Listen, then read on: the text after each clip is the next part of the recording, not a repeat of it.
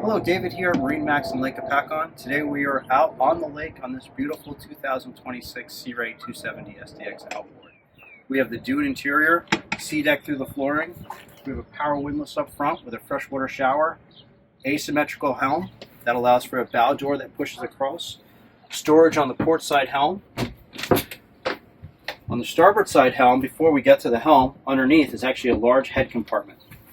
This door opens up. The top panel comes down. Inside here, we have a vacuum flush toilet with a sink that drains overboard. Optional cushions go across there as well.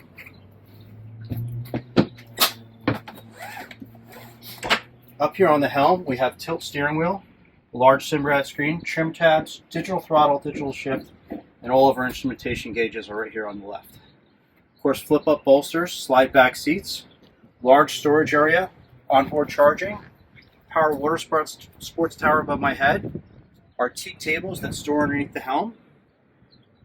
And if we could just span around and take a look at the back of the boat, we have a large swim platform, a back-down backrest, there's another freshwater shower on the back, stereo controls, and you can't miss that beautiful white 300 Mercury outboard.